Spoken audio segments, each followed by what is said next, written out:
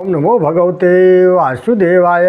सज्जनों, अब इस अध्याय में महातपा का की कथा है, उपाख्यान है। पृथ्वी बोली, भगवान मणि से जो प्रधान पुरुष निकले थे, जिन्हें भगवान श्रीहरि वर दिया था, तुम सभी त्रेता युग में राजा बनोगे, उनके नाम क्या हुए और उन्होंने कौन से काम किए।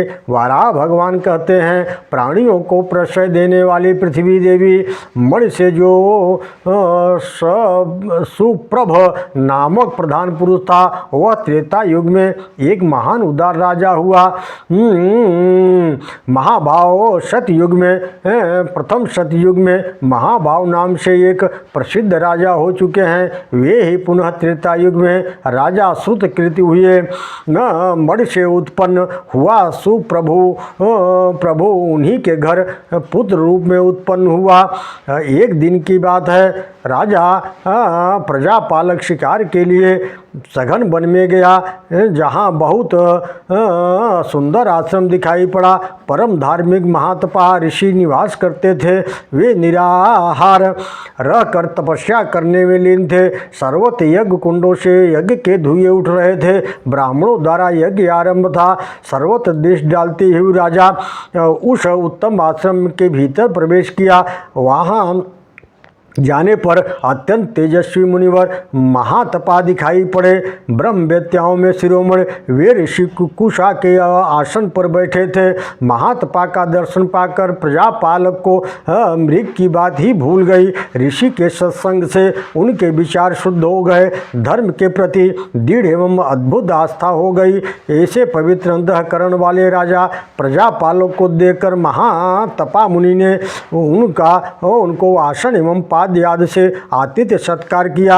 उस नरेश ने भी मुनि को प्रणाम किया। साथ ही मुनि से पवित्र प्रश्न किया, भगवान दुख रूपी संसार सागर में डूबते हुए मनुष्यों के मन में यदि दुस्तर संसार के तरने विजय पाने की इच्छा हो, तो उन्हें जो कार्य करना उचित हो, वह आप मुझ शरणागत को बताने की कृपा करें। महातपा जी बोले, राजन, संसार रूपी समुद्र में डूबने वाले मनुष्य के लिए कर्तव्य यह है कि वे पूजा, होम, ध्यान अनेक यज्ञ आदि उपकरण रूपी दृढ़ नौका का आश्रय ले।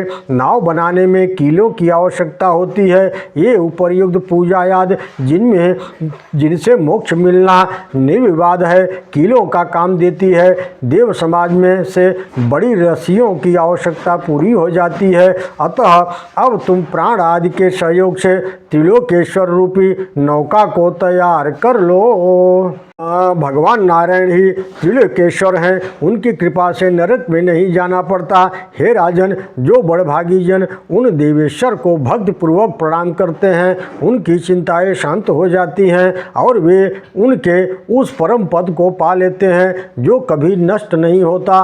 राजा प्रजापाल ने पूछा, भगवान, आप संपूर्ण धर्मों को भली भांति जानते हैं। मोक्ष की इच्छा करने वाले पुरुष को सनातन श्रीहरि की विभूतियों का किस प्रकार चिंतन करना चाहिए। मुनिवर महातपा ने कहा, हे राजन, तुम बड़े विज्ञ पुरुष हो। संपूर्ण योगियों के स्वामी श्री विष्णु स्त्रियों एवं पुरुषों पर जिस प्रकार प्रसन्न होते हैं, उसे सुनो। पितरों के सहित सभी देवता तथा ब्राह्मण के भीतर विचरने वाले ब्रह्मा प्रभृति ये सब के सब श्री विष्णु से ही उत्पन्न हुए हैं। ऐसी वेद की श्रुति प्रसिद्ध है।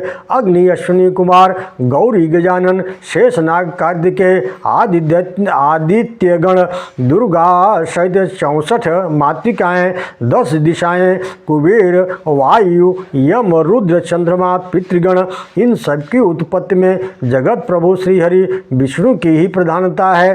हिरण्यगर्भ श्रीहरि के शिव विग्रह में इनका स्थान बना रहता है और वहीं से निकल कर चारों ओर पृथक पृथक परिलक्षित होते हैं, पर अहंता मैं हूँ का अभिमान उनका साथ नहीं छोड़ता। ओम नमो भगवते वासुदेवाय। भगवते वासुदेवाय। सज्जनों, अभी इस अध्याय में प्रतिपदा तिथि और अग्नि की महिमा का वर्णन है। आइए चलते हैं कथा की तरफ महातपा बोले, हे राजन, भगवान विष्णु की विभूति का वर्णन कर दिया।